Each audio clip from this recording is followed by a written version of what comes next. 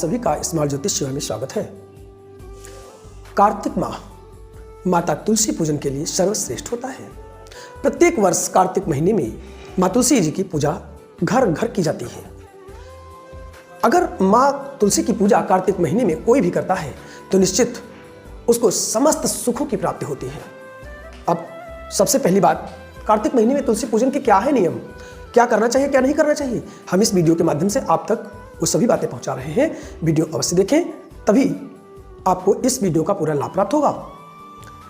Number 1, सबसे पहली बात तो आप जान लें, तुलसी पूजन कार्तिक महीने में जो लोग करते हैं उन्हें तुलसी का पौधा बृहस्पतिवार को लगाना चाहिए।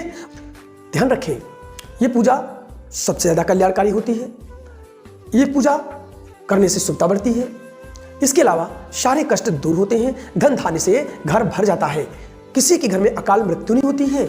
इस लगातार कोई 1 महीना अगर तुलसी पूजन करता है तो उसकी समस्त इच्छाएं पूर्ण होती हैं। अब तुलसी पूजन में क्या क्या करना चाहिए प्रमुख रूप से, इसे जान लें।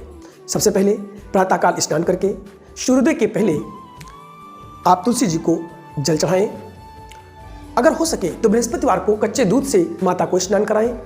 इसके अलावा तुलसी का दान, अगर हो सके आपके घर में छोटी तुलसी के पौधे लगे हुए हैं और तुलसी दान दिया जाए तो बहुत श्रेष्ठ होता है।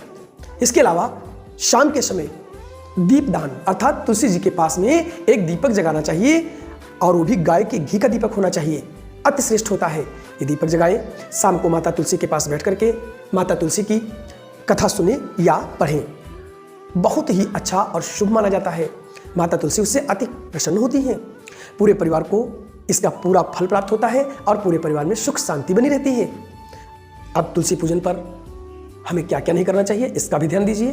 पहली बात, अगर आप प्रतिदिन जल चढ़ाते हैं तो रविवार के दिन तुलसी माता को जल न चढ़ाएं। उस दिन माता के हाथ जोड़ लें, एक पुष्प अर्पित कर दें, यही उस दिन का पूजन होता है। दूसरा, शाम को तुलसी माता का कभी भी स्पर्श नहीं करना चाहिए। यहाँ तक कि तुलसी माता को बिना प्रणाम किए कभी भी तोड़ना नहीं चाहिए। जैसे आपकी तुलसी पत्र की आवश्यकता है तो बिना प्रणाम किए न तोड़े, और नाखून का प्रयोग तो कदापि ही नहीं करना चाहिए। इसके अलावा तुलसी जी की कभी भी आवश्यकता, यानी तुलसी के पत्तों की कभी भी आवश्यकता हो कि अगर शाम को भी आवश्यकता होती है तो आप सुबह ही तोड़ करके अपने लिए रख लें। शाम को तुलसी पत्र कभी भी भूल कर न तोड़ें।